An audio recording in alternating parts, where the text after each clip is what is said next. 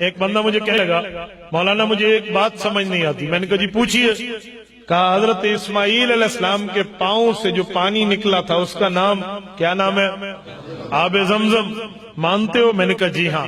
کہاں نکلا تھا؟ میں نے کہا جی پاؤں سے. کہا جی ٹھیک ہو گیا. اسماعیل علیہ السلام جو ہیں ان کا رتبہ بڑا ہے یا حضور سے چھوٹا؟ میں نے کہا جی چھوٹا. کہا جی رتبہ بڑا ہے. میں نے کہا جی وہ کیسے؟ کہا ابراہیم علیہ السلام کے دو بیٹے ہیں, ایک کا نام اسماعیل ہے, ایک کا نام اسحاق ہے. اسحاق کی نسل سے باقی انبیاء, اسماعیل علیہ السلام کی نسل سے حضور آئے ہیں. تو اسماعیل علیہ السلام تو والد ہیں, اسماعیل تو والد ہیں. والد کا رتبہ بڑا ہے, اولاد کا رتبہ چھوٹا ہے. حضور پاک علیہ السلام کو اللہ رب العزت نے بڑا رتبہ تو دیا, لیکن اسماعیل نبی بھی ہیں, والد اور دادا بھی لگتے ہیں, تو ان کا رتبہ تو بڑا ہونا چاہیے. آپ حضور پاک علیہ السلام کے امامت کی بات کر کے حضور پاک کو سب سے بڑا مانتے ہو, اس کی وجہ کیا ہے؟ میں نے کہا بھائی ہم اہل سنت والجماعت دیوبند والے پورا دین مانتے ہیں, شریعت کی پوری بات کرتے ہیں. اگر تصویر کا ایک رخ دیکھو پوری بات سمجھ نہیں آتی, تصویر کے دونوں رخ دیکھ لو پوری بات سمجھ آتی ہے. ایک بات کو پورا سمجھ لو تب جا کر پوری بات سمجھ آتی ہے. میں نے کہا میں آپ کی خدمت میں ایک بات سمجھانے لگا ہوں, اب ذرا توجہ رکھنا. اگر ایک بات دیکھیں, اسماعیل کا رتبہ بڑا نظر آتا ہے, حضور کا رتبہ چھوٹا نظر آتا ہے.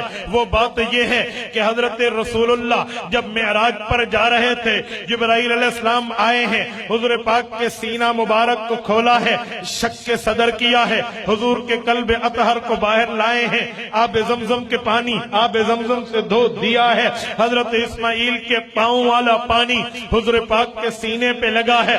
پتہ چلا حضرت اسماعیل کا رتبہ بڑا ہے, کیونکہ ایک نبی کی ایڑی کے نیچے سے نکلنے والا پانی امام الانبیاء کے قلب اطہر, امام الانبیاء کے دل پہ لگا ہے. پتہ چلا حضرت اسماعیل کا رتبہ بڑا ہے. میں نے کہا میں مان گیا, ذرا ایک روایت اور بھی دیکھ لیتے ہیں, اس سے کو سامنے رکھیں تو بات پوری نکھر کے سامنے آ جائے گی.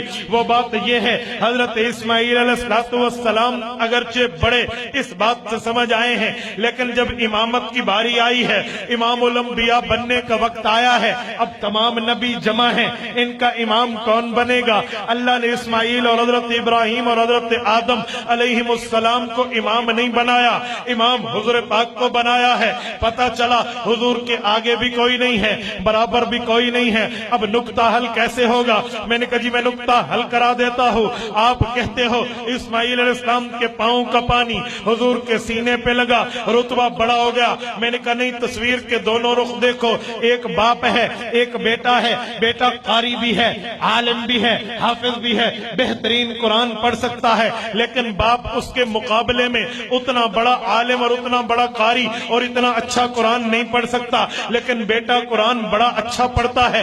دونوں مسجد میں آئے ہیں, والد بھی آیا ہے, بیٹا قاری صاحب, عالم صاحب, حافظ صاحب, یہ بیٹا بھی آیا ہے. اب نماز پڑھنے کی باری آئے گی تو نماز کون پڑھائے گا, والد یا بیٹا؟ رتبہ کس کا بڑا ہے؟ باپ کا. امامت پر بیٹا آیا ہے, کیوں؟ بگرچہ رتبہ باپ کا بڑا ہے, لیکن یہاں وجہ علم ہے, وجہ اللہ کا قرآن ہے. اس میں بیٹا بڑا ہے, اسے امامت پہ رکھ دیا گیا. اب یہ دونوں نماز کے بعد گھر گئے ہیں, پاؤں دبانے کی ضرورت آئی ہے. اب باپ پاؤں دبائے گا یا بیٹا؟ اب بیٹا دبائے گا. بھی بیٹا پاؤں کیوں دبائے گا؟ یہ تو بڑا ہے, اس نے تو امامت کرائی ہے, یہ تو اپنے والد سے آگے ٹھہرا تھا. ہم کہیں گے وہ رشتہ علم کا تھا, یہ رشتہ والد کا ہے. اگر رشتہ بلدیت کا دیکھیں تو حضرت اسماعیل بڑے ہیں, کیونکہ باپ کے پاؤں کا پانی بیٹے کے سینے حضور پاک کے دل پہ لگ رہا ہے. رشتہ نبوت کا دیکھیں تو حضور بڑے ہیں, اسماعیل چھوٹے ہیں, کیونکہ اسماعیل مقتدی ہیں, حضور امام الانبیاء ہیں.